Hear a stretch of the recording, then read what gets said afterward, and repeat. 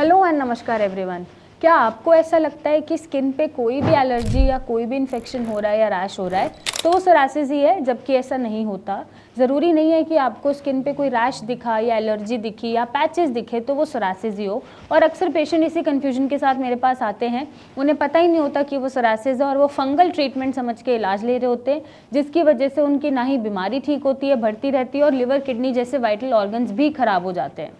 तो आज हम यहाँ पे कुछ डिसीज़ेस के बारे में बात करेंगे, स्किन डिसीज़ेस के बारे में, कि एटलीस्ट आप गलत डायग्नोसिस ना बनवाएं उस बीमारी का और गलत ट्रीटमेंट ना लें जिससे आपकी हेल्थ ख़राब ना हो।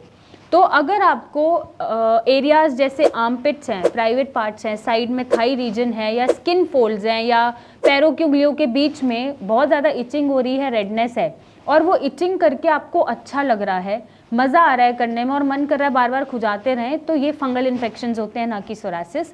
सोरासिस की एक खास बात है कि जब भी पैचेस होंगे तो उसमें से एक सिल्वर या वाइट ग्रे कलर की पपड़ी झड़ेगी, बट ऐसा फंगल इन्फेक्शन में नहीं होता। और फंगल इन्फेक्शन ज़्यादातर हमें जहाँ पे भी स्किन फोल्ड्स होते हैं वहाँ पे मिलते हैं और इसमें कोई पपड़ी नहीं झड़ती है और आपको इचिंग करके मज़ा आता है और अच्छा लगता है, बार बार इचिंग करने का मन करता है। ऐसी ही एक और बीमारी है कि स्केबीज। अब स्केबीज जब हो रहा है तो वो पैचेस जो हैं वो छिले हुए होते हैं। अब पेशेंट मेरे पास आते हैं सोरासिस समझ के, बट सोरासिस वो उन्हें नहीं होता है। हालांकि हम स्केबीज भी ठीक करते हैं, बट आपको समझने की ज़रूरत होती है कि ये बीमारी का डायग्नोसिस सही बना भी है या नहीं, या इलाज मुझे सही जा रहा है या नहीं। ऐसा ना हो बीमारी कुछ और हो, दवा आप कुछ और खा रहे हो और आपकी हेल्थ ख़राब होती रहे और बीमारी भी बढ़ती रहे। तो स्केबीज के जो दाने होते हैं वो छोटे छोटे होते हैं, इसमें स्किन नहीं झड़ेगी और इसमें जब आप इसको स्क्रैच करेंगे या इचिंग करेंगे तो छिला हुआ दाना, जैसे हम पिंपल को छिल देते हैं, वैसा कुछ इरप्शन बन जाता है। और इसकी इचिंग ज़्यादातर शाम के समय ज़्यादा होती है या पसीने आने पे ज़्यादा होती है और खुजाने का बहुत मन करता है और खुजा के अच्छा लगता है और इतनी इचिंग होती है कि कंट्रोल नहीं होता। तो ये स्केबीज होता है। अब आपको करना क्या है? करना कुछ नहीं है। स्केबीज अगर है तो आप परमेथ्रिन बेस के सोप या क्रीम्स लगा के उसको सेटल कर सकते हैं, और अगर फंगल इन्फेक्शन है तो फंगल का ही इलाज लेना है आपको। जो टैबलेट्स हैं या फिर जो एप्लीकेबल्स हैं उनको लगा के आप ठीक कर सकते हैं, बट सोरासिस वाला इलाज नहीं जा सकता।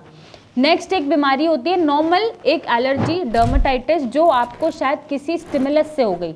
जैसे कोई परफ्यूम से एलर्जी हो सकती है, डस्ट से एलर्जी हो सकती है, कुछ खाया ऐसा जो सूट नहीं करता या उससे आप एलर्जिक हैं तो वो एलर्जी क्रिएट कर सकता है, स्किन पे आपको रैश दे सकता है, बट उसमें ज़रूरी नहीं है कि इचिंग होगा। वो नॉर्मल एक रेडनेस बना लेगा जो हल्का सा स्लाइट आपको इरिटेशन कॉज कर सकता है।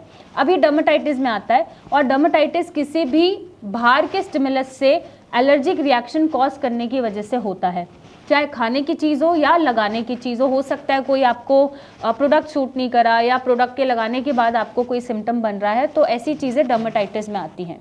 अगर आपको स्किन इरप्शंस हो रहे हैं जिसमें पस पड़ रहा है या छाले पड़ रहे हैं और वो बहुत जलन और दर्द कर रहे हैं तो वो पैम्फिगस वल्गैरिस भी हो सकता है। अब उसको सोरासिस समझ के आपको इलाज नहीं कराना है। अगर आपको पैचेस ब्लैक इन कलर वो इरप्शन छोड़ रहे हैं और वो ब्राउनिश ब्लैकिश कलर के हो रहे हैं, बहुत इचिंग हो रही है, इचिंग नहीं भी हो रही है बट पूरी बॉडी में फैल रहे हैं, तो वो लाइकन प्लैनस भी हो सकता है। तो ऐसे तरह तरह की स्किन डिसीजेज होती हैं और स्किन डिसऑर्डर्स होते हैं।